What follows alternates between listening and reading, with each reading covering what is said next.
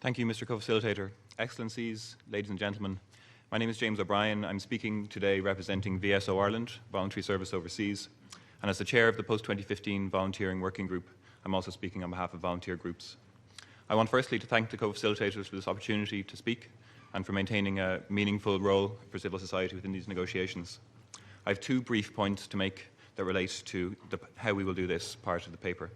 These relate to gender equality and to volunteering.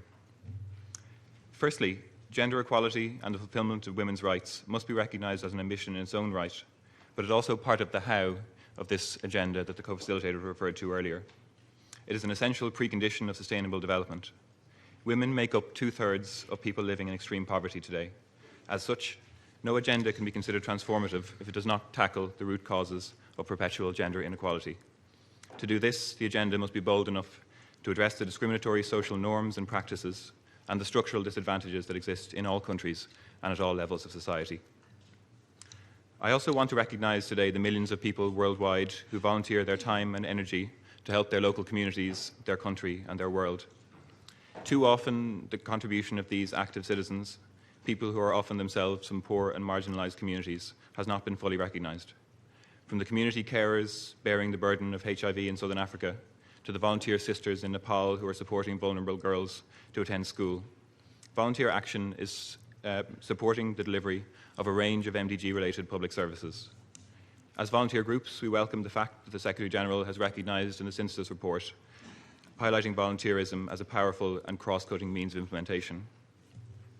In the last 55 years, VSO has supported the work of over 50,000 volunteers. One thing we've learned from this experience is that volunteerism is a double-edged sword.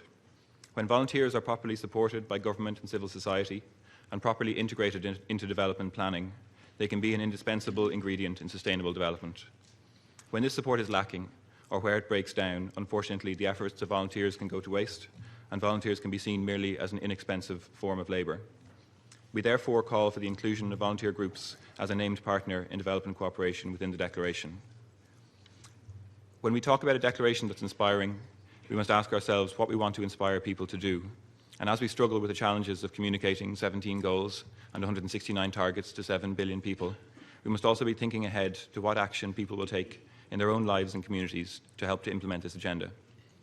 To conclude, volunteer groups are calling for a declaration that recognises and supports volunteerism, not because volunteerism is good, but because this agenda is an opportunity to create an enabling environment at international, national and local level where the work of volunteers has the greatest possible impact on sustainable development.